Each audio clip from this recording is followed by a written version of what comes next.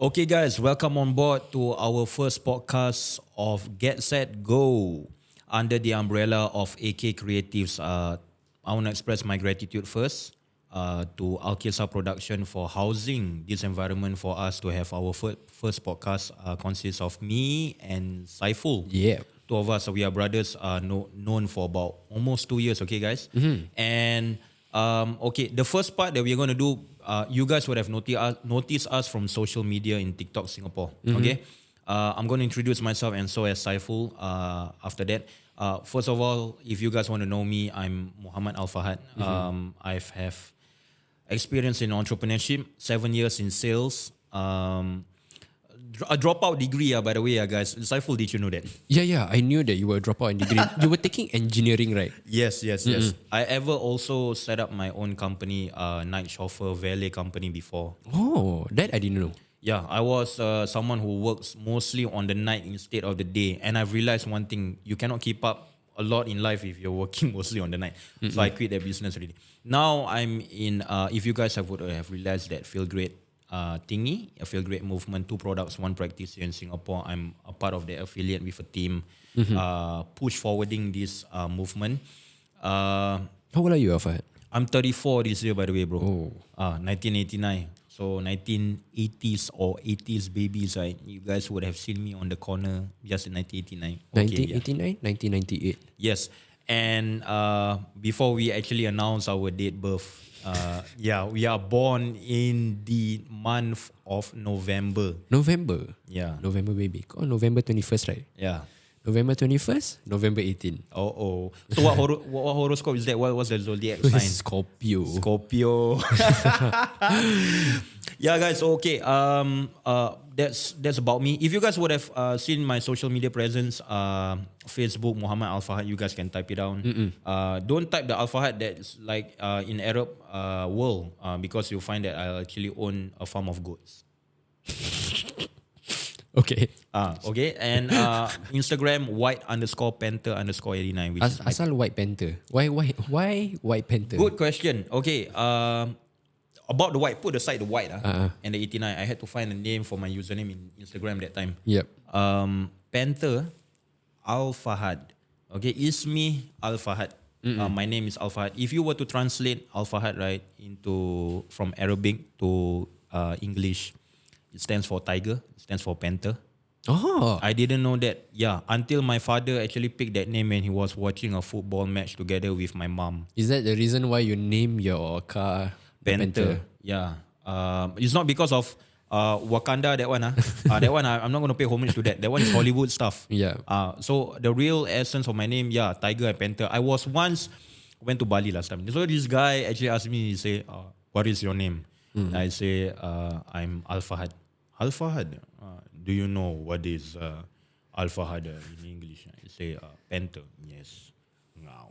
So I say, okay, no hot stuff, no what, this one, that was me, by the way, guys. And I've met Saiful across the years of dealing with business and sales. Yeah. And I've met through a friend of a friend of a friend. Wow, the connection level, right, brought me to where I found Saiful. Yep.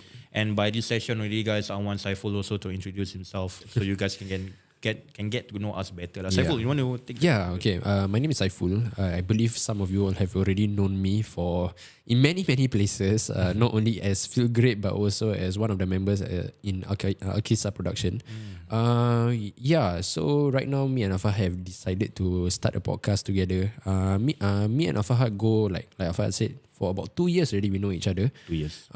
If you guys do not know, Alfahad is actually one of my mentors in my business. Okay, and he's the one who taught me a lot of stuff in business and many other stuff in terms of how to increase my financial blueprint. And Alfahad is the guy who you will go to for motivational speaking. This is the guy that does not only is not only my mentor, but he has mentored many other people in the business as well. Yeah. So and he's the one of the guy who psycho me to actually buy a Porsche. So yeah, if you guys do not know, Alfahad actually owns a Porsche. And he psychoed me to buy a Porsche as well. He and Kelly, if you guys know Kelly, but they knowing Alfahad, we came pretty far away where me and him have not met before. Actually, I got to know Alfahad from many friends until I met Alfahad. We are literally right. In the first time when we met, we are completely strangers. I have no clue who is Alfahad is. And but ended up me and Alfahad became very, very close in the past 2 years, and we go a long way together. And now we actually, me and Alfahad has been teaching each other how to do business together, how to make more money, and many other stuff. If you guys want to know about me, I'm actually 25. Oh shit, I'm going to be 26. You're 25, 26. Kau tak tahu? You don't know I'm 25 and 26. I thought you're 27. Just fuck you. Okay, I'm 26. Okay, I'm this year 26. Okay, like I just now mentioned, my birthday is on November. So if you guys want to buy for me birthday present, thank you very much. Tak tahu malu. Yeah. So I'm 26 years old. I'm running the business in Unicity as well. I'm as doing Akisa production as well. So there's not really much things to know about me. How may I ask a question? Yeah. Would you consider yourself like a career type of person? I mean, since you're introducing yourself, Yeah. a career type of person, or actually mostly very entrepreneurial? I used to be very career driven. Seriously? Yeah, very, very career driven. I was an interior designer way before all of this. I was an interior designer. So I have a bit of background in sales. Right. But then now, looking at, after I broadened my perspective, I think I'm more to sales right now. I basically say this every time I go where the money go. So now I believe I have, what do I call this? I have earned the title of entrepreneurship. Right. Yeah. You're okay. For every what would I understand across the years being an entrepreneur? Yeah. What's your number one skill? The skill that you can top almost everyone across the world that's living. I think I know it's going to be very vague, but I'm going to just say it as it is. I think I sell vision really well. Sell vision. I sell vision really well. Wow. Yeah, I don't sell my salary. I sell vision really well. I show people what the potential is in a lot of things. I try to bring out the strengths in people. I think that's one of my skills. I think that's what you actually taught me back then as well. Sure. And if you tell me sales wise, I think sales is not really my forte. I'm not gonna lie, sales is not my forte. But if you tell me bringing the skills out of everybody else, showing them a direction to go for, I think that is something that I'm practically good at. When you mentioned you worked in interior design industry before, were you very artistic? Like you can, are you mostly like visual?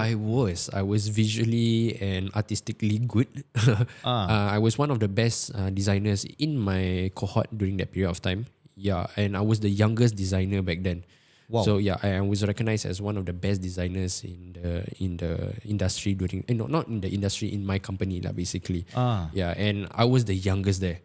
So yeah, I started interior designing when I was 19, if I'm not wrong. 19 and you 18, 17, 18, 19. About going to 20. 20. Let's just put 20. Right. Yeah, 20 years old. Then how long already? Yeah, you've been in interior design. I mean, that span.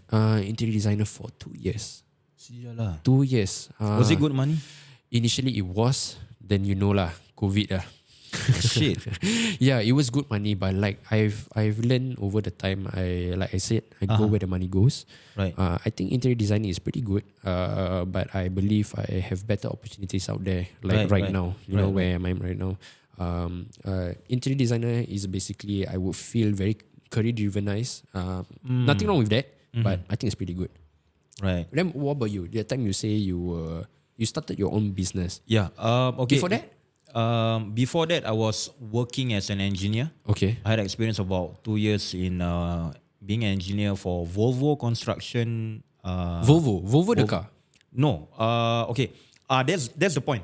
So when I heard about that job, right, I said, hey bro, so what? Repair car. That time I was jobless. I had to be honest with you guys. Because where I started out, I was working for valet.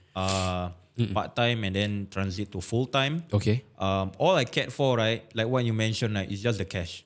Because on that time, like years ago, I mean, those who work Valet, they know about like Holland Village punya time, right? Yeah. You know some of the tips, they ever drive some of the guys, were like $100 Sing dollar, bro.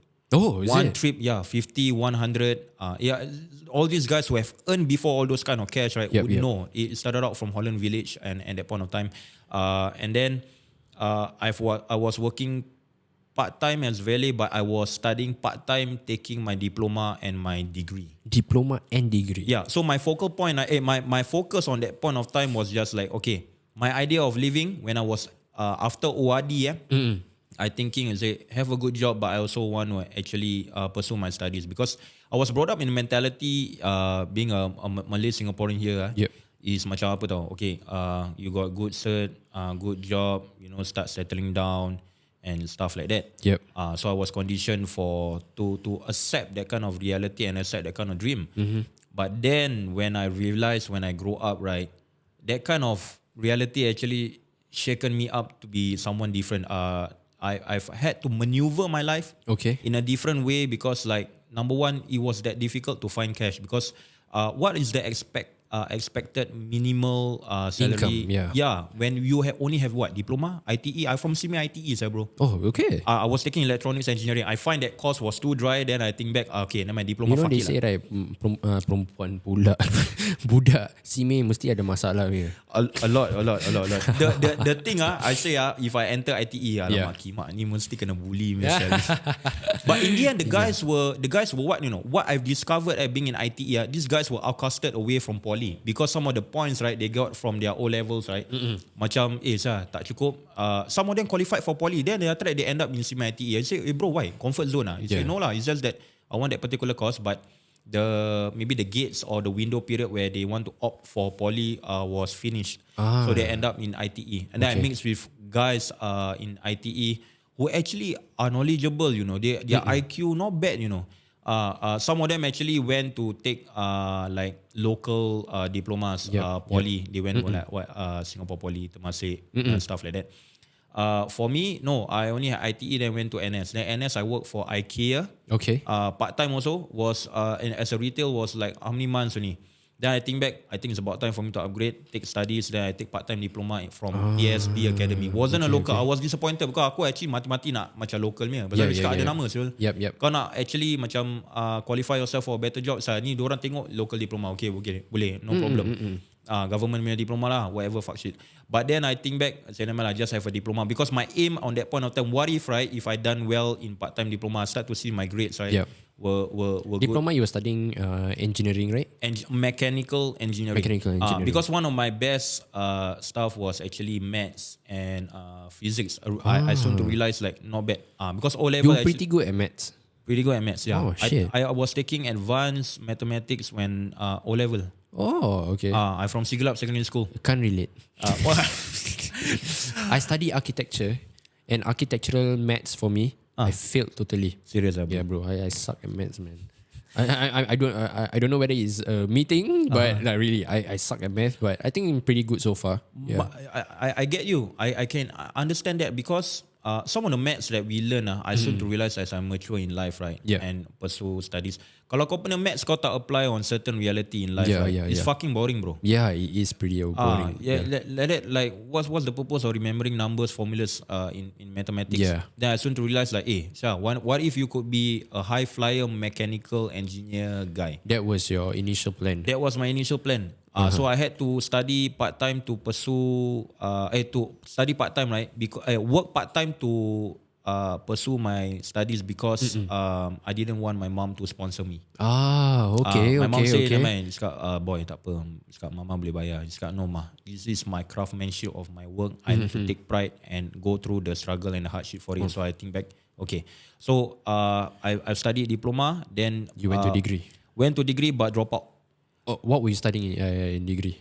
Studying degree was engineer also. Engineer, mechanical engineer. Okay. So then why sales? Good question. Along my timeline when I was working valet, the good thing about working valet is that you're exposed to cars. Okay. Yeah, sure. local Japan domestic market cars, Yeah, yeah, JDM, or maybe European Continental. Along the way, as I was working for Valley, I was fired from that job You were fired from because Volvo. management was not happy with me. On that time, I was working as a valet driver. Why So, though? okay, because we used to. That time I was working at Plaza Singapura. There's this shopping center called Atrium at Okay. Orchard. Yeah, Atrium, yep. Atrium at Plaza Singapura. On that point of time, the car park punya capacity to take in a lot of cars was limited. Okay. That's why they need valet. Okay. So when they need valet, then one time management say, the security guys, the ones that actually jaga the gantry, they say, you all can take in cars, can squeeze in all these cars, because people want to go for like, that time they have like the Chef One restaurant on top. Okay. So that time was like 200 cars, one time go all the way inside. Okay. Then I think back macam, gimana ni macam mana? So my friend say, brother, never mind, we bring in all the cars. Then in favor, we provide a good service for all these people to park their cars so that they can enjoy their experience on restaurants or going to Plaza Sing, right? Yeah. A lot of these Singaporean people were actually impressed and they pay us tips very high. Oh, Yeah, okay. yeah. So this was this Volvo company.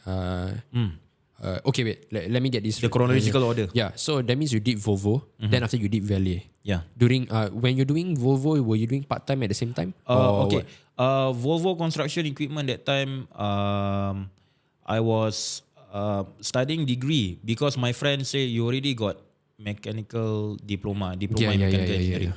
He said, hey bro, why not work full time while you need to stuck in Valley for your whole life? Then I say, I think back, okay lah, but there was a down my earnings were a bit lower because like you work with no experience in Volvo. Yeah. I was a valet driver. So why did they fire you? Valet. No, Volvo. Volvo didn't fire me. I actually campak surat. Volvo you campak surat? Yes, I was pursuing university at that time also. Oh, Valet fired you? Valet fired me because they think back. Boleh cakap company tak? Huh? Boleh cakap company tak? No, I won't say the company, but I'll say the management's name from Capital Mall. Okay. Yeah, those motherfuckers that fire me, I know who they are. Because they're the ones also, right, actually tell us, you say, never mind, just take in the cars, they decide. I tried, you fire me, I decide. My boss was forced to take the actions and decision to save his company, still to retain the contract So from Capital just Mall. because they didn't like you, that's why they fired you? Yeah. Because they say this guy like, too wacko lah. Macam, gimana kau asyik ambil kereta, macam kau apa gilakan tips. He said, aku pay, these customers pay me what. Yeah. I cannot control that part what. They were impressed that I can park their car and then select so many cars, Yeah. down a capacity of car park that you don't want to improve. Yeah. Because we had to go enter B1 to park down there. Yeah. B2 was for the season parking people. Okay, yeah. Was for under Temasek Holding punya tempat. So then these people don't want to open up the space often. Then macam mana saya takkan kereta tu aku nak taruh atas kepala aku. Betul. Kalau nak park. So I was fired. Then I think back, okay, never mind. As you mentioned, why actually sales? Why ventured into sales? Thank you. Okay, there's this moment that came across my life. I was still working for Valet and still pursuing my degree.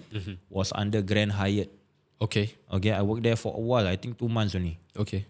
I was exposed in this moment where I saw one of our Malay people from our community was driving a Nissan GTR, fully modded, bro. Nice. Body Okay. kit, everything all done. Then I think back, I think back, this guy Melayu, and then he was shaking my friend's hand. Then I asked my friend, "Say Melayu?" He said, "Yeah." I from that point of time, I was exposed to that moment. Then I think back, what if I could become that person? Because GTRs in Singapore are okay. They are actually not cheap. They are not cheap. they're not cheap because of COE and stuff like that, right? Yeah. They are not cheap. I would say one thing about Nissan GTR, people overrated and people underrate that car. But that car has a lot of place, I would say had a lot of impact here in Singapore.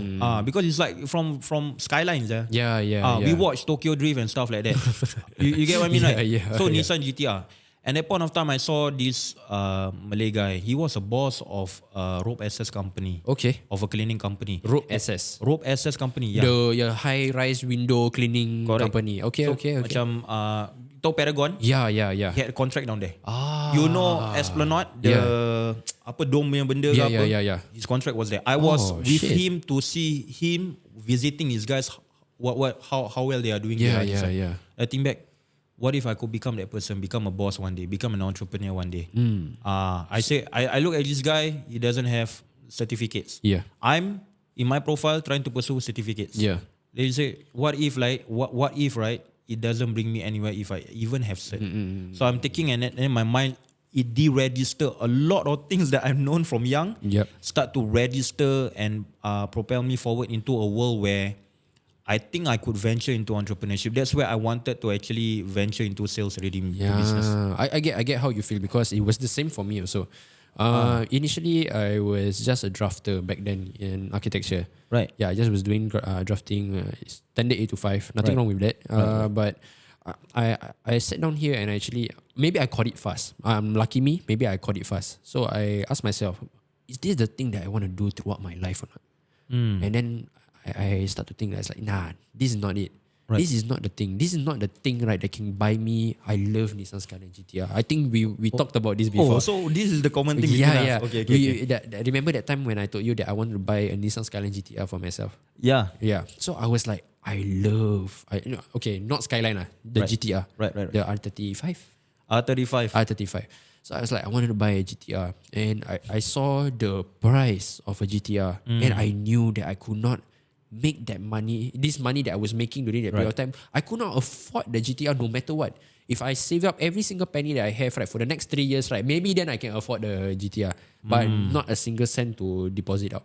So that means I told myself, it would take me approximately 7 years. 7 years or 8 years of savings, right? Then I can buy a GTR. Which is not supposed to be the case. Like, why must it take me 7 years? 7 years, yeah. So then after that, I was like, is there any way for me to make more money other than just me being a drafter?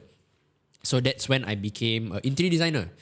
I saw, like you've seen, right, all the successful interior designers, they basically drive nice cars. Merc, C class, A class, whatever lah. I had, sorry to cut you off. yeah. I had a customer from a valley. If I'm not wrong, he actually also works in interior design. He drives a McLaren and a Rolls Royce, bro. No, 720 Yeah. Oh shit. Yeah, Okay. That's nice. I think he stay around Tanah Merah. He stay around Tanah Merah. I forget what's the lane of the road. Yeah, because like I say, interior Can design, make good money. interior design can make a lot of money if you're pretty good. But I learned one thing when I was an interior designer. If you're the boss of the company, you can make a lot of money. Serious? Yeah, if you're the boss of the company, if you're a boss of a branch, you can make a lot of money. But if you are just how do you call this? Normal guy who's just starting out as an interior designer, it's tough. Your first 6 months, expect no sales. Serious, Yeah, first 6 months, no sales. You got to figure your shit out. If especially me, I did not study interior designing. So I had to learn the materials, the dimensions. All by yourself. I got An attachment. I got an attachment with my previous mentor who Tak taught me. ada attachment mati. Yeah, tak ada attachment mati je. So he was teaching me like step by step process of what you can do in a house, like what needs to be done first before you do other things. So there was a lot of things. So that's where I started to learn how to become a bit systematically good. And that's where I started to learn how to have better PR relations with people. Yeah, but then there was a problem. I realized that it was tough. It was tough to have PR. Like the skills of a PR is not easy. I had to deal with customers because, I would say clients. I had to deal with clients who are older than me. I was a 20-year-old who wants to put the 35K renovation or maybe even a 50K or 60K renovation entrusted to a 20-year-old. Nobody's going to do that. Right. So I had to change my personality. I had to change a lot of things. But that's where I learned how to bring myself up. Right. And then COVID happened. Right. Stop. I've decided to. I was in reservice during that period of time. And then that's when I met our friend Oscar. Yeah, met him, and then he showed me there's a place for me that I might have a potential in making money there. Right. So that's where I met you guys. Right. Yeah, and then finally, I realized that sales is good shit, bro. Good money. Not gonna lie, I've been in Unicity for 1.5 years. Yeah. I'm not promoting Unicity right now, but I've been in Unicity for 1.5 years. Okay, I make fucking good money. Good, right? Fucking good. Enough to buy a Porsche. Call me Ria if you want, man. By all means, By go all ahead. means, yeah. So yeah, I think that's totally about me. Right. Yeah. If you guys want to know, I have 2 kids. Okay, that I was thinking of when I first time met you. I had one. Ryan. Yeah, my son. Masih dalam perut. Masih dalam perut. Ah. Yeah, and then now I have 2. I have Nadia now. So yeah, I'm taking care of 2 kids. I have my own house. I'm not gonna tell you where I stay, but I have my own house. Okay, I have 2 kids. I have a family. Right. Yeah, so far things has been good. I think Right. ever since I started to venture in sales and entrepreneurship, my life got better. And then now it brought me bridges to more new people.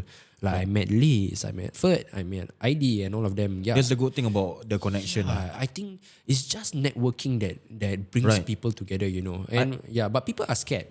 Definitely a lot of people are scared with networking. But even just by being a salesperson, I used to think myself as a salesperson only. Being a salesperson bridges you to a lot of other people. Yeah, and I think that's I agree. Fucking agree, bro. I fucking hated sales, but I think this is one thing that I enjoyed. I think maybe people don't understand that through sales, right? Beyond that transactional thing, Yep. I think what matters is if you please your customer, that's actually a very good connection for you to branch out to other doors. Yeah. And if you're doing it right, I think like we say is And you mentioned PR last time. yeah. Also. I think if you do it right, I think if you want to say halal demi kerja halal ke tak, I say it's fucking halal lah. Right. You're helping people's health, or like for me lah personally, there's a lot of type of sales, but for me I sell health supplements, I sell figure eight. You're helping with people's health. Right. Hopefully they can change them. If you do it genuinely, if they get better, I'm not asking for the what you call this? What's that thing called? The good deeds. The good deeds. What's that term called? Good deeds. Bahasa Melayu apa? Oh, pahala. I'm not asking for the pahala, but I think generally, if we do really help people genuinely, I think this is my way of returning back to the community. That's it. Yeah. One of the signs I know that I even learned from sales and business, if you're an entrepreneur, right, you are imparting values to people's lives. Yep, I agree. Your money, that's how you build your fucking empire. Yeah, bro. Not from any substance or material, right? That doesn't dictate you. Being an entrepreneur. Some people have the mindset, being entrepreneur, all these people all rich. Then we all that kind of mentality is like, you are fucking losers. Yeah, I agree. Hence the reason why now we venture into something bigger right now. Yeah. Now you and me are starting a podcast. Yes. And Get Set Go is something that we want to talk about and bridge people more to how our industry is moving, how me and Alfahad survived the industry and many others survived the And industry. the economy also. The industry, the economy, how whether it's difficult or not to actually, we're going to debunk whether is it It's about time. debunk whether is it really difficult to earn money in Singapore or people are just being petty. Yes. Or people are just making excuses. So that's the reason why we're starting this podcast. This podcast is going to talk about a lot of money. Okay, this podcast is going to talk about a lot of motivational. Yes. It's going to be motivational for you.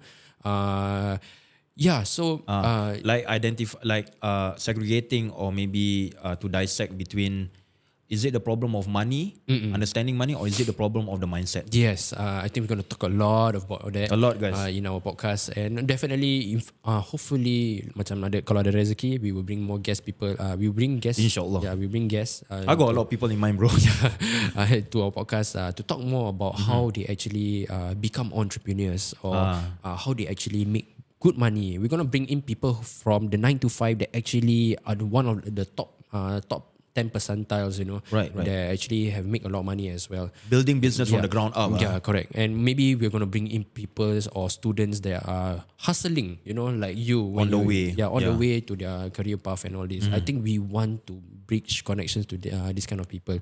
So for those of you who feed on motivational talks, and for those of you who feed on wanting to know more about the economy with an open mind, okay. By the way, this is just me and Alfahad's opinion about how the economy runs. You can choose to absorb it as much as you want. You can choose to learn whatever points we have. Me and Alfahad might be wrong with the things that we say, but this is how generally our life is currently running.